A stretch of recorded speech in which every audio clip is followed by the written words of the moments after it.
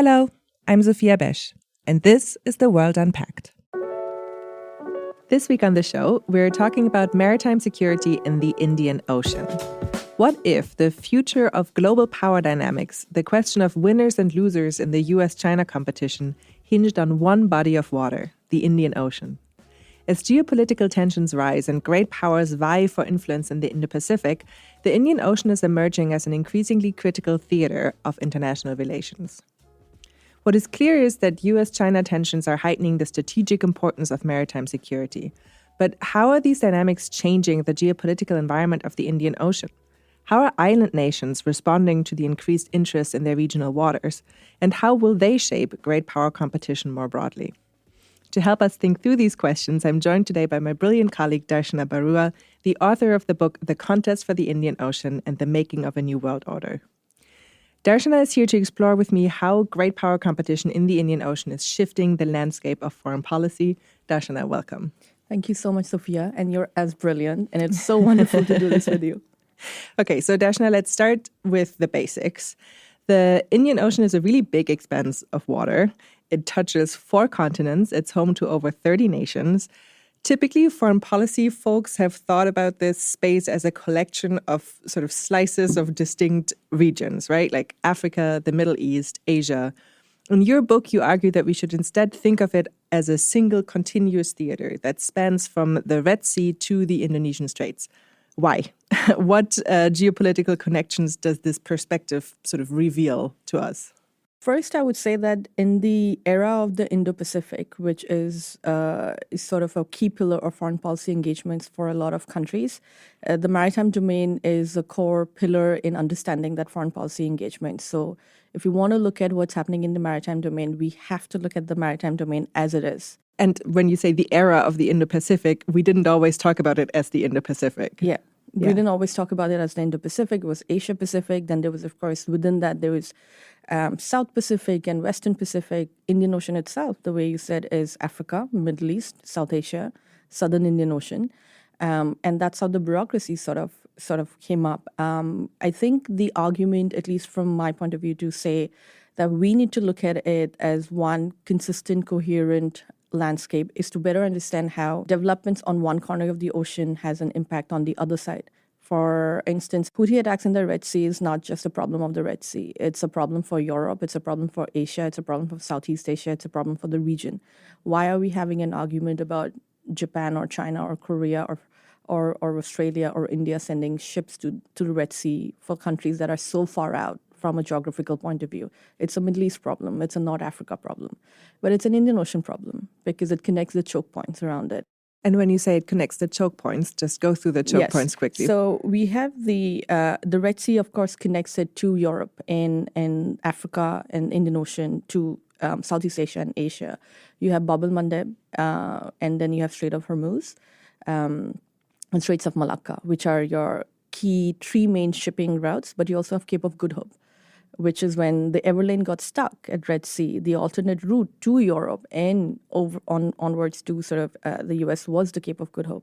The Energy Information Administration identifies 7 key choke points in the world that are absolutely crucial to maintain the global demand for energy and oil transits. If they are disrupted or if there are issues around those choke points, it'll have global repercussions.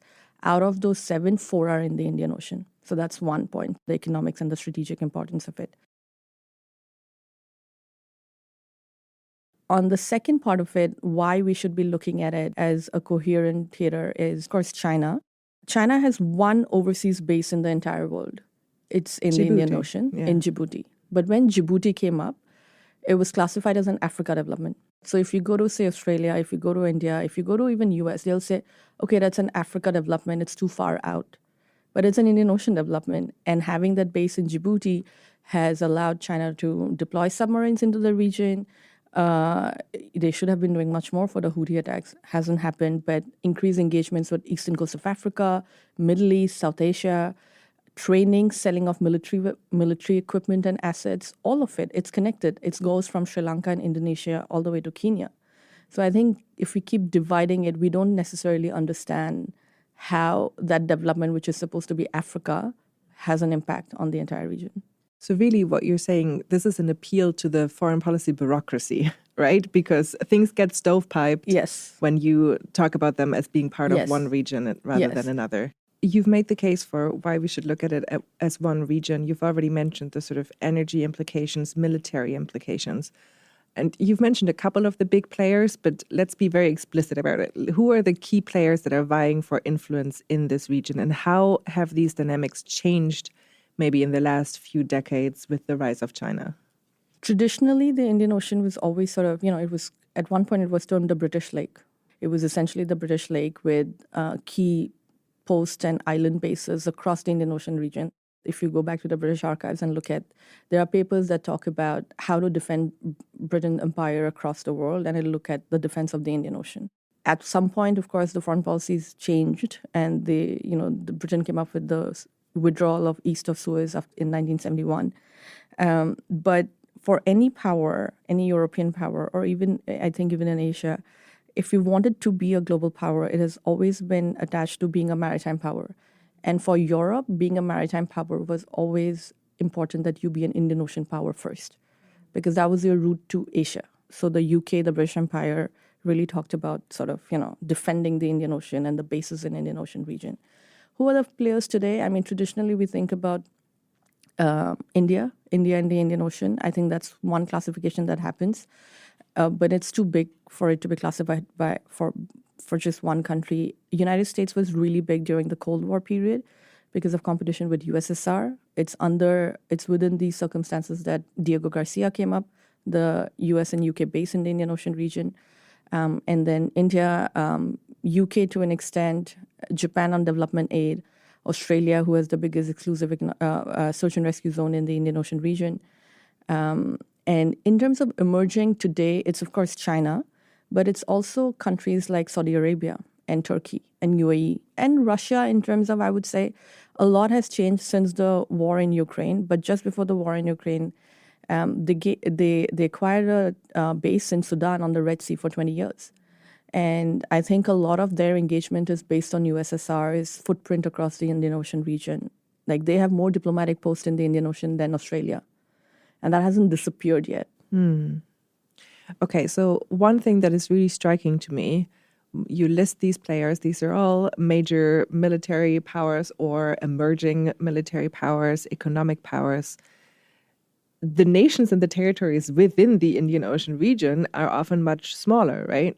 We're talking about island states here, small island nations. How are they experiencing the changing winds of geopolitical power competition in their region? This is something that really fascinates me in terms of while writing out the book, but also doing other projects in terms of how islands are beginning to shape great power competition. Up until now, we studied how smaller states get impacted by engagements between two great powers, how US and China will interact, what impact would it have on Sri Lanka and Maldives and others. But for the first time, I think islands' choices and the agency of it and the choices, the economic, foreign policy, and military choices they're making is having an impact on bigger powers' resources. For instance, Sri Lanka's choice to engage with China or Maldives, or Comoros with Turkey, or Madagascar with Russia, is having an impact on the region because they're welcoming these external players into the region. And when you say engage with, can you just walk our listeners through what is happening? So in terms of economic, political, military, strategic, diplomatic trainings, right? Like interpretation of UNCLOS. UNCLOS is interpreted differently by different nations. UNCLOS, the United Nations Convention on the Law of the Sea. Sorry, yes. Indian Ocean is very vast. Majority of the Indian Ocean is essentially international waters. So it's no one's responsibility. It's no Navy's responsibility. So understanding the law, the jurisdiction, the rights and regulations is very important. And these nations are looking to work with these greater powers. And it's also who's offering that. Like, for instance, let me give you, again, some examples. So when Maldives, the new president came to power, usually when a small island nation has a new government, the first overseas visit is usually your most strategic partner, which is pretty traditional and standard. When he came to power, the region was watching, is it going to be China or is it going to be India? It was Turkey. It was neither. When I go to Comoros and I ask them, who is your biggest strategic partner and who is your biggest strategic threat? And they say France and France. Partner and threat, did you Yes, say? because they have a territorial dispute with France, and they say France is a P5 member, so I can never get my issue resolved at the UN. They are my biggest strategic partner, and they are my biggest strategic threat. And that was a very interesting framing for me. Wang Yi has been to Comoros, the foreign minister of China. No country has ever been, at the cabinet level. So those are sort of the engagements. And what are these countries hoping to get from these islands? The biggest foreign policy priority for any of these islands is diversification. So they're saying that we want a way out of being overly dependent on one partner for our political, economic, strategic. And for the first time in our independent history, we have choices. And that choices can come from Western nation, it can come from China, it can come from Turkey, it can come from UAE, depending on what I'm looking for. I think the biggest priority is sending a message to primary or traditional players saying that you are not my only choice anymore. I have choices. I think that's the first one. Second, what you're looking for is ways to address your domestic concerns quickest and fastest, which also helps you in your domestic elections, right? Like domestic politics. So Solomon Islands, they're hosting the Pacific Games. Somebody needs to build them the stadium. You need security forces to manage to hold regional games. And who's going to provide that security? It takes money. And the world will, or even at the UN level, they would say that there's so many funds that's accessible. And islands will say back to you, yes, there are all of this available, but is it accessible to me? So what's the quickest way I can address? Because I still have to do this. And what's the quickest way that I can do it? So the Solomon Islands, they want to host these games. They need funds. They need resources. Training, and capacity, they have resources. A choice of partners available. So who did they turn to? They did turn to China. They turned to sort of, they of course turned to Australia. There are multiple partners that are there, regional level as well. The concern is that the choices and at the level that China is able to offer and provide the capacities that are being asked and requested is something that traditional or the regional players did not anticipate. And how did the U.S. respond to this? Well, it's ended up in an absolute change in U.S. foreign policy toward the Pacific. It ended up United States in its foreign policy says we are a Pacific power. And despite being a Pacific power, there was no conversation with the Pacific Island nations. There was sort of no one had gone to the region in 42 years. And finally, Secretary Blinken went. There's now a summit level meeting with the Pacific Island nations. You have new embassies come up. USAID has opened an office in Fiji. So you've had the actions of smaller nations with no match for military, economic, and political strength to the United States of America, who dictated a rearrangement of your resources for the Pacific. And that's the power of agency. Yeah. And we have to understand, accept, and acknowledge that that change is coming in. And now that we know there's that agency of power, and this is what is small island states feel and want to talk about, how do we change our foreign policy conversations to make accommodations and changes toward that? I mean, I'm sure you were engaged with U.S. policymakers at the time when they were making this decision. What was their thinking? What were they worried about when the Solomon Islands turned to China? I'm fixating on this example because I think it's a really nice way of walking us through the dynamics of what is happening. No, absolutely. Here. I mean, the biggest concern, and this was the case on the Indian Ocean side as well, the dual use of facilities and strategic interest in an island, right? When Solomon Islands signed that agreement with China, there was a whole sort of, caught off guard what's going to happen in the Pacific. Why did developments in Solomon Islands freak so many people out? In 1942, when Japan attacked Pearl Harbor and then U.S. basically, U.S. was formally drawn into the war, U.S. forces took the leapfrogging and the island hopping strategy, where basically you had to hop across the islands in the Pacific to reach Japan and take Okinawa and defeat Imperial Japan. Acquiring and capturing or landing on Guadalcanal in Solomon Islands was the turning tide for the United States geographically. In terms of protection of sea lines of communication, that's how important it is. So so if you go to war colleges here, they will teach you Guadalcanal all the time and say, this is what we learned from that battle. This is why this is important.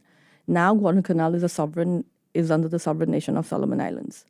And you have your biggest competitor or your strategic threat suddenly picking that island and saying, let's be really good friends. Then I have all of these options for you.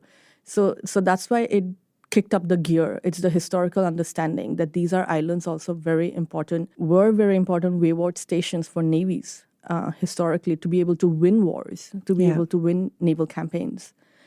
So would any of these turn into strategic military gains? Would it turn into military facilities? I think that's the biggest concern. And I would say here that the two things I would say here is like, A, it won't be that easy for infrastructure projects to just overnight turn into military facilities. I think it's overplayed. And two is from also... Pacific Games to a military base. Yeah, it's exactly. Mm-hmm. So there's, I think we also have to be cautious and careful about that narrative and not play into it or overplay it, I think. The second is also this narrative that China is going to these small island states who are unaware of what they're putting themselves in and imposing large sums of debt into them.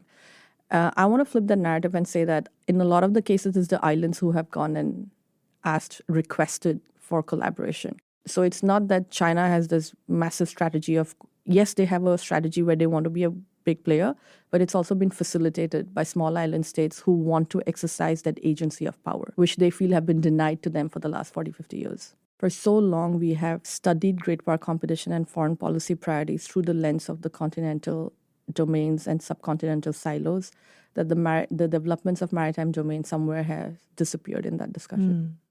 Okay, we're going to take a short break and then we'll be right back. Hi, I'm Annalise Riles, professor of law at Northwestern University, anthropologist, and host of Everyday Ambassador, a new podcast that peels back the curtains of high-stakes diplomacy and gives everyone backstage access to the most powerful methods of leadership. On each episode, we'll break things down into deceptively simple moves that everyone can make to help build a more peaceful and sustainable world. So join me and become an everyday ambassador on Apple, Spotify, or wherever you like to listen. Thanks for listening to The World Unpacked from the Carnegie Endowment for International Peace. If you enjoy the show, make sure to check out other audio series and podcasts from Carnegie. Subscribe to Carnegie podcasts on popular podcast platforms such as iTunes, Stitcher, or wherever you listen to podcasts. Now back to the show. Okay, we're back with Darshana Baruah, and we just discussed how maritime security in the Indian Ocean is affecting U.S. foreign policy and U.S. strategic interests. Let's turn to China now. China has been a rising maritime power in the past few decades, I would say. How does China look at the Indian Ocean within the context of its own broader foreign policy goals? And, we've talked about some of the ways it has achieved influence in the region. Is the Solomon Island example sort of exemplary for a broader trend here? Or what other ways is China engaging in the region? So in the book, the argument that I make, so there's a section where I call Indian Ocean as China's sea of vulnerabilities. It's the ocean where China is most vulnerable in comparison to the investments and stakes that it has. Indian Ocean is the route for China's engagements with Europe, with Africa, with Middle East, with South Asia. Its investments, its sort of diplomatic, political gains, global South, it has a lot at stake in terms of to be able to engage and be present in that area. So in terms of the Pacific has and will always remain a very important theater for China because its biggest threat and competitor, the United States, is sitting across that ocean. Mm-hmm. So it's its area of defense. It'll always have to defend the Pacific if it wants to continue its, regional engagements and establish itself as a power. The Indian Ocean is its growth story. To be able to continue to grow, to establish itself as a regional, global power, a maritime power, it has to be more present in the Indian Ocean region. So 78% of its energy transits the Indian Ocean region. We already talked about it establishing a base in the Indian Ocean region. China is doing much more in terms of non-military as well. China is a country that offered vaccines to Comoros, water crisis in Maldives, China is there. MH370 goes down, China is there. It's showing presence, it's showing the capacity to offer help to the region. From my point of view, till the time China cannot secure its sea lanes of communications running through the Indian Ocean region, there'll always be a point of vulnerability in its military calculations and threat. We talk a lot about the Malacca dilemma, which was Hu Jintao saying that if you can't protect the Straits of Malacca, United States or any of its partners someday can disrupt it and choke China off its energy access, and that'll be the end of the conflict. But I think it's now agreed that China is not looking to enter into some sort of a global armed conflict with anybody. So if we are in a long state of drawn-out contestation with China, the Indian Ocean is where you have options for deterrence, but also escalation. From my point of view, the Red Sea and Bab el-Mandeb is equally important than the Straits of Malacca, because that's where the energy is coming in from.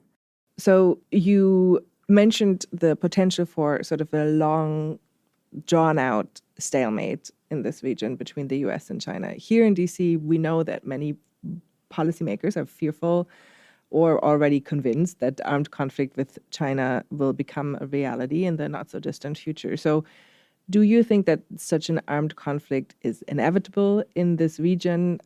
And how does the Indian Ocean play into this? How might the changing landscape that you've described throughout our conversation there influence the future developments in the U.S. China military tension? In the Indian Ocean, I think China will be in competition with more than the United States. The one thing about the Indian Ocean, it's home to a lot of middle powers. There are a lot of countries that have a lot of stakes, whether it's Indonesia, India, South Africa, but also European nations for whom trade and economics of it is very, very, very important.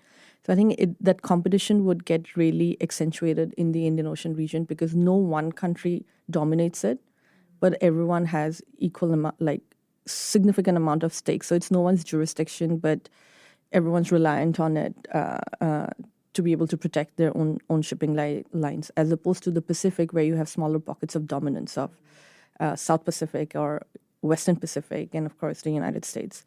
I don't see an armed conflict breaking out in the Indian Ocean region. I think that is going to be the theater that will support anything that happens in the Pacific. If there is a Taiwan Strait crisis, as envisioned in the way I think policymakers or the strategic community in DC talks about it, there's going to be a massive role that Indian Ocean is going to play. Any support that comes from it will come from the Indian Ocean side, both for US and its partners and for China.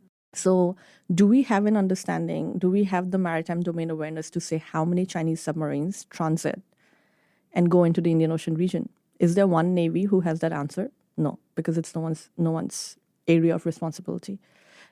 Where would it hide? Where would it send the support? What role would India play? What role would South Africa play, if any?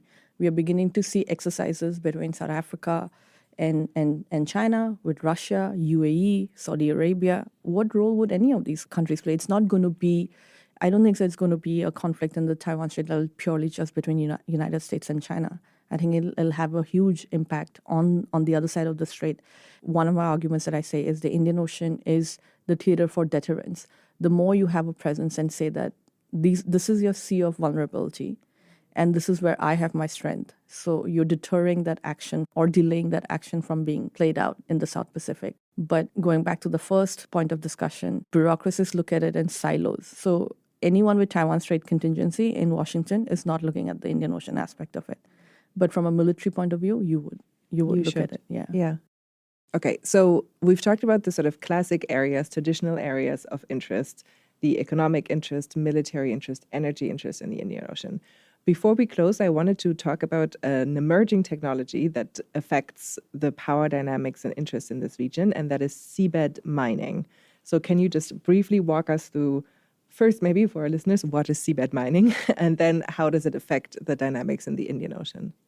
Well, to put it really plainly, is mining of the ocean floor for critical minerals. Critical minerals that will solve our quest for transition into clean and green energy, your EVs and batteries and, the copper and magnesium. We are essentially running out of those minerals on land, but the ocean floor has been home to these modules for millions of years, and there's meant to be pockets of these minerals across the world in Pacific and Atlantic and Indian Ocean, which can be mined and be used to address the energy and the resource need for critical minerals. The problem with it is, first of all, there is no treaty, there is no law, there is no governance structure that tells you how to do this, because it's when United Nations Convention on the Law of the Sea was debated, It was too far-fetched out at that point to be debating. There's the International Seabed Authority, regulates exploration contracts. And through these contracts, we know by research and scientific missions that these minerals exist. Now, the question is, can we extract them in a way that can be used commercially, but also without harming the environment? Mm-hmm. So that's essentially the first primary major argument for it. And the reason that it's not regulated is that we're talking about international waters here. We're talking, most of it is in international waters at the bottom of the ocean. 95% of the ocean remains unmapped. In the book, I call it the commercialization of the deep sea. We're talking about opening it up to private sector, an area that is not regulated and that's not governed. And there's no treaty that tells you how to go forward with it. So this issue is actually, and it's actually a confluence of energy, climate, political, governance, economic, and military. Why military? At this point, there's only military vessels that access the ocean floor at that point for anti-submarine warfare and for your oceanographic, routes. Now, if you have private sector going out there to extract minerals, it's a license to be in oceans and waters which are not governed and regulated and monitored. And we just don't know how that is going to play out. It's completely unknown. For our listeners, there's a parallel here with space. It used to be only military spaceships that were military satellites that were able to penetrate into those outer areas. And now we have private sector commercial flights doing the same. So you would expect a similar dynamic with deep sea mining. Yeah, the issue that I see right now is purely being debated from a climate aspect of it, and which is the right angle, because it has a huge environmental and climate implication of it. But it's first and foremost foreign policy issue. It's a resource question. It's a resource question. Countries have to finally come up what they want to do with it. Because if technology is already, it's ahead of the foreign policy conversation, and technology is saying that we can do it, unless countries decide which way it's going to go and how it's going to go, you're going to keep playing catch up. In the maritime domain, there's non-state actors and sort of, non-traditional security threats that come up. Like fishing is an economic activity for the better benefit of the global world. It leads to illegal fishing. It leads to transnational crimes. So how are we going to address these issues? And that debate has to happen at the foreign policy level to keep up with the technological advances that private companies have made to be able to mine these minerals from the bottom of the ocean floor. Okay, I'm really glad that we got a little outlook into what might be coming up next in the Indian Ocean and the next conversation that we need to have about these waters. And maybe we'll have you back to talk about seabed mining and how that develops. But we're wrapping up. At this point of the show, I like to ask my guests to recommend a book or a paper to our listeners who've gotten interested, who would like to better understand the issue. I have a hunch that I know which book you're going to recommend, Darshana. Please. Well, one, I would recommend Samudra, Manthan. It's by Dr. Mohan, C. Mohan, who had written it in 2012. I think it stands to be one of the books that I refer to very, very often while writing my book, which I would say is the updated, probably the latest book on the Indian Ocean that has been written in a few decades, maybe, on what is happening on the region. So it's called The Contest for the Indian Ocean and the Making of a New World Order. Wonderful. Darshana, it was a pleasure to have you on The World Unpacked. We look forward to having you back on the show in the future. Thank you very much. Thank you, Sophia. You have been listening to The World Unpacked, an audio production of the Carnegie Endowment for International Peace. Views expressed are those of the host and guest panelists and not necessarily those of the Carnegie Endowment for International Peace. Subscribe to Carnegie podcasts on popular podcast platforms such as iTunes, Stitcher, or wherever you listen to podcasts. You can find our episodes on Carnegie's YouTube channel as well. Learn more at thecarnegieendowment.org.